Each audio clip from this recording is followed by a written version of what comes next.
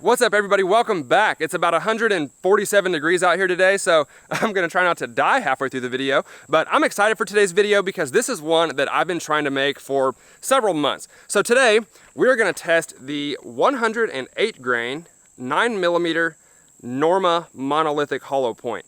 That is a mouthful, but the reason I'm so excited for this is because these are supposed to be one of the biggest expanding bullets in the world. And these just came out earlier this year, so there's not a ton of information on them. I have seen a couple YouTubers that have already done videos on these, but they are fairly new. And I've been trying to buy these for 3 or 4 months, and I was just finally able to find a website that would actually ship them to my state. So according to their website, these are supposed to expand to 258% of their normal size, which is insane. So if that's true, these should be really impressive. So let's step over here and set up a few tests and see how they do. So we're gonna do some ballistic shell testing with this ammo, and the gel blocks we're gonna use are my brand new 20% ballistic shell block, and then we have an older one behind that, just in case anything goes all the way through. But looking at the velocity and the expansion that this round is supposed to get, I don't think we're gonna have anything pass all the way through this first gel block. So we're gonna start with just the bare ballistics gel, and I got a couple different guns out here, but first, we're gonna shoot the full-size Glock 17 and see how it does.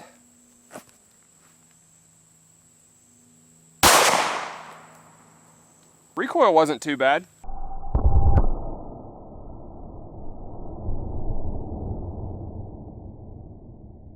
All right, our first one went in right there towards the middle of the gel block, and from the side over here, you can see that is just a humongous wound cavity. Really impressive for a 9mm, and the bullet continued down the gel block and came to a stop right there. Now that is the back end of the bullet, so it did turn in the gel block, but you can see that it expanded really well and definitely looks impressive. From the top, you can see that it is facing that way. So for some reason, it turned in the gel block, but again, it did expand, and obviously I'll take these bullets out when we're done so that we can see what it looks like. And this one came to a stop at about 10.5 inches into our ballistics gel. So again, this is 20% gel, so 10.5 inches is plenty of penetration, but pretty impressive for the Glock 17. So on top of claiming that it's the most expandable 9mm bullet in the world, they're also claiming that it doesn't really discriminate between barrel lengths, meaning full-size, compact, subcompact, it should perform about the same, which would be insanely impressive. So I have a subcompact pistol out here, and we're gonna see how it does compared to our Glock 17.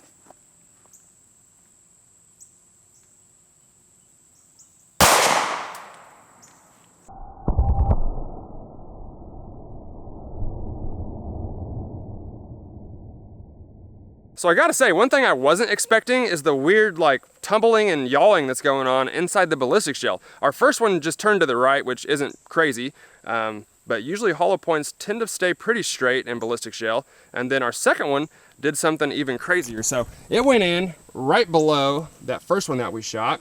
And from the side, you can see that that wound cavity is just crazy. It's not very big. It's not nearly as big as the first one that we shot, but it stays the same size pretty much all the way down until the bullet stops, which is definitely abnormal.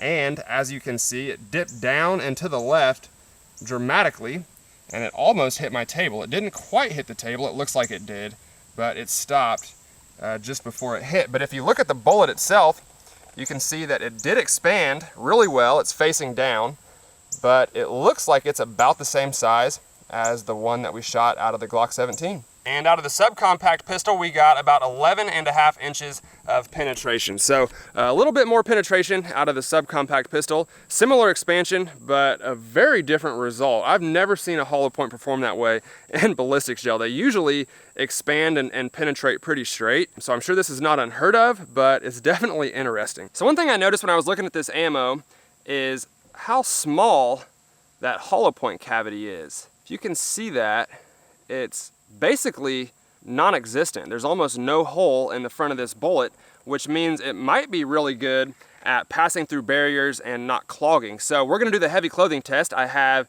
a denim layer, a fleece layer, a heavy t-shirt layer, and a thin t-shirt layer on the front of that first ballistics gel block.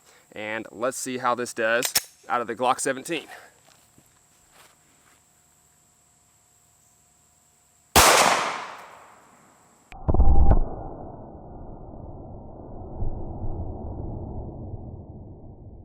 For those of you that don't know, the reason these clothing tests are important is because hollow points generally expand better in tissue-like substances, and those big cavities on a lot of hollow points will get clogged when they go through something like a heavy clothing test, and it will also slow the bullet down a little bit, so you usually won't get as much expansion and you'll get more penetration when you do a heavy clothing test like this. But with this bullet, that doesn't appear to be the case. So you can see where it went in right there on the front of that denim layer.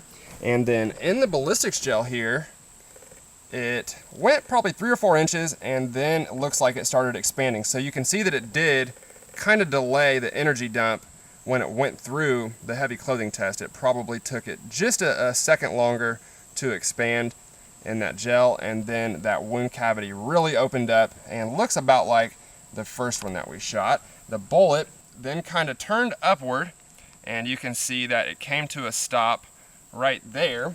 And from the top of the gel block, you see that that bullet is absolutely every bit as big as the ones that we shot into bare gel, and it doesn't look like that clothing affected the expansion at all. And in the heavy clothing test out of the Glock 17, we got about 11.5 inches of penetration. So a little bit more penetration, but about the same expansion. And this round just continues to impress me because that is pretty rare to see a hollow point expand exactly the same in bare gel and through a heavy clothing test. So that's pretty cool. All right, let's try the exact same heavy clothing test out of our subcompact pistol.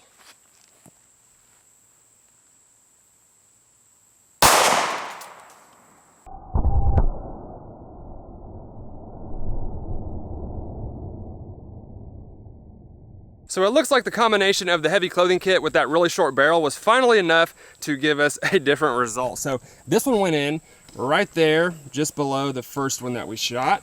And you can see that the wound cavity is definitely not as big as the others. It's not small, it's just not enormous like the first 3.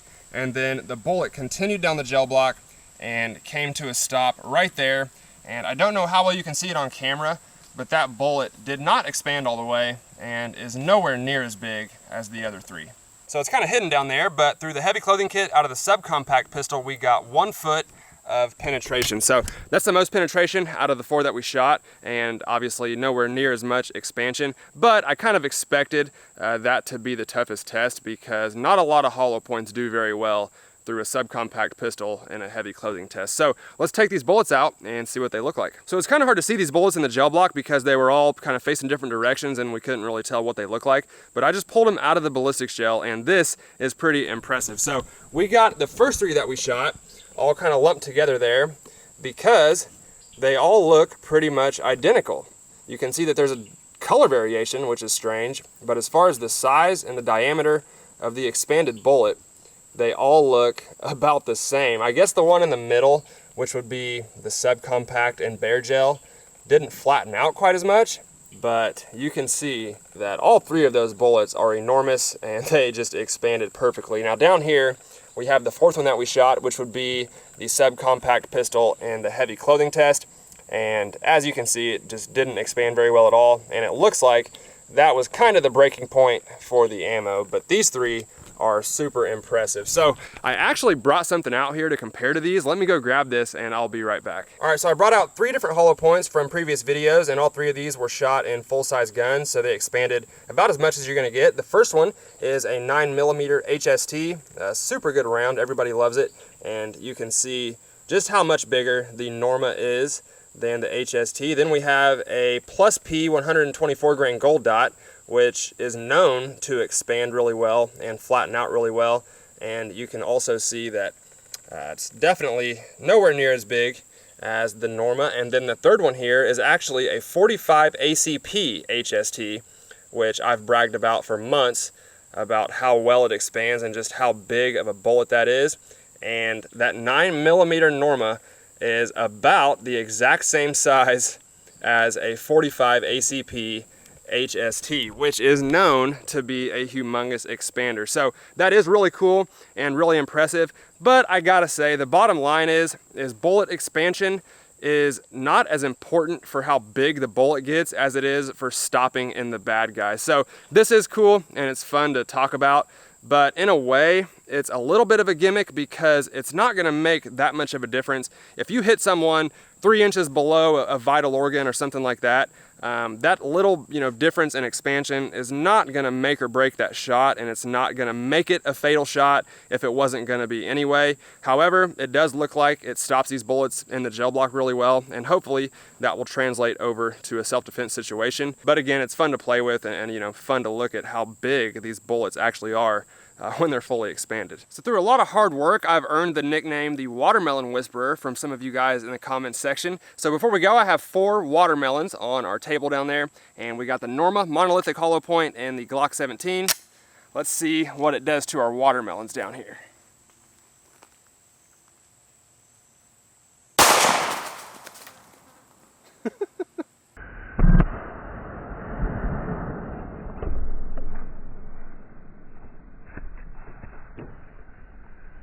So I'm not gonna lie, I kind of expected that bullet to explode all of our watermelons. I guess I've never really sat up like a row of watermelons to see how many a bullet would go through, but I thought it would easily go through 4, but it doesn't look like it did, so we're going down here to investigate. No way. That is so cool. There's our bullet. That was easy to find. Stuck right there in the front of our 3rd watermelon. Wow. Fully expanded, which is cool. And just hanging out the front. Obviously our 1st and our 2nd one, there's just nothing left of them, but our 3rd and our 4th are still here. And there's our bullet just chilling right in the front of that 3rd watermelon. That is hilarious. Well, that is gonna do it for me today, guys. Thank you all for watching. I hope that you enjoyed today's video. The Norma monolithic hollow point is definitely really impressive, and obviously, like I said, just keep in mind that a bullet expanding to a slightly bigger diameter isn't the most important thing. It is cool, and it certainly does look like it's effective at stopping in ballistics gel, and I would assume that would translate over to a self-defense situation. But just keep that in mind. It is cool to play with, and it's cool to look at, but I wouldn't let that be the determining factor on whether or not you use this ammo. Based off what I've seen here, I would absolutely use it, and I would have no problem carrying this ammo. I'm actually a pretty big fan of it, and I think it's pretty cool stuff. So I was trying to get this in the 40, but I don't think they make anything but the 9mm yet. So hopefully when they start making more calibers, we will get those on the channel, and I'd really like to see the 45. I bet that thing is just a baseball when it's fully expanded. So keep an eye out for that, and hopefully pretty soon they'll start making this stuff in different calibers, and when they do, I'll get it on the channel and we'll do some videos with it. But I hope that you guys liked the video. If you did, please let me know in the comment section below. If you'd like to help support the channel, as always, I will leave a link to my Patreon in the description box below. Actually, your guys' support is what helped me buy this ammo for this video, so I really appreciate that, and hopefully you guys do as well. But again, guys, if you liked this video, please smash that like button for me. I would really appreciate it. Thank you all for watching, and I'll see you next time.